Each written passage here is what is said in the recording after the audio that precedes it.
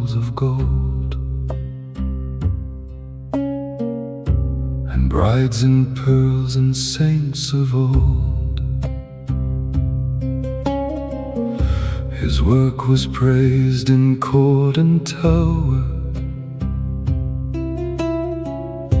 in marble rooms of wealth and power.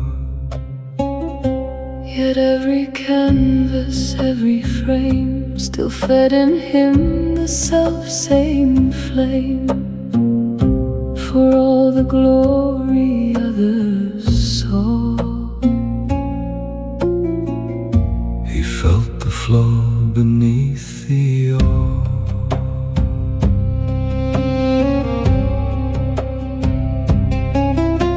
They called him master, rare divine, yet hunger ruled his restless mind. Each lauded face, each grand design still failed before his inner eye. He came to hold the whole world cheap, its beauty wounded, never complete. Each living form could break or bend, and perfect art escaped his hand.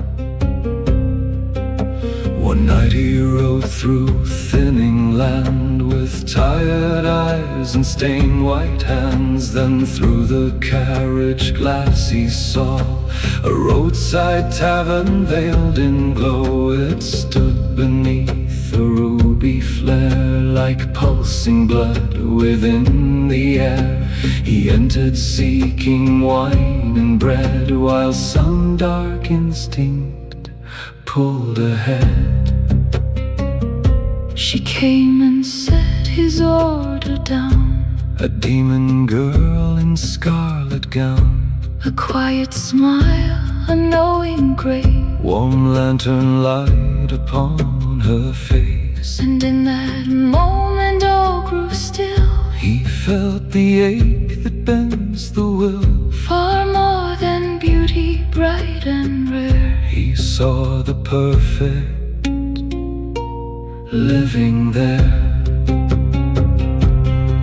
There in the lantern crimson glow, he found the face no king could show. Far past the marble silk and guise, a living fire before his eyes. The dream he chased through golden years stood breathing softly, standing near. And all his art and all his pride turned into hunger at her side. She led him where red candles burned, where velvet drank the light in turns. An upper room, a waiting chair, a deeper hush within the air. He raised his brush with practiced grace to take the balance of her shape. The throat's pale line, the lifted chin, the tender blaze along her skin. He traced the shadow at her neck, the softened dusk where candle met. The gleaming slope of shoulder bare, the scarlet heat that gathered there. The curve of waist beneath the lace, the quiet strength within her frame, the patient danger in her rest, the rise and fall beneath her chest. She moved as embers breathe and turn, and every motion changed the room. A loosened ribbon, parted lace, a different angle to her face. One knee inclined, one shoulder freed, and crimson light obeyed her skin. He chased her through each stroke and line, yet flesh stayed warm where paint turned dry.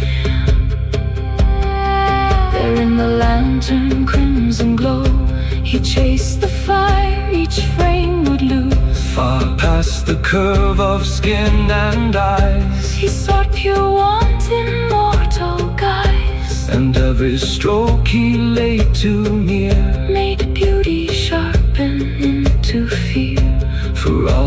art, and all his pride, now knelt to hunger at her side. His hand grew slower, less severe, as longing entered wrist and stair. The master's discipline gave way to fever moving through the pain. He worked her mouth and softened red, then cursed the stillness that it kept. He shaped her gaze, then felt it fail to hold the living in the veil. So night by night he worked again, with richer oils and thinner breath. The room filled up with painted her, in seeded flame, in crimson blur, by a candle seen, by a window dark, half woman still, and half a spark. Each portrait beautiful and near, yet each one lacked the pulse he feared. The bread lay cold, the wine stood still, the road beyond dissolved from thought. He lived between the brush and flame, returning always to her form. And every time she turned in light, perfection bloomed then slipped away. So still he chased that fatal grace, and gave his soul to paint and ache. Canvas on canvas lined the walls, 100 near religious forms, the throat, the mouth, the scarlet glow, the living heat he could not hold. He found at last what he had sought, then vanished in the hunger's fire, for none return from secret desire.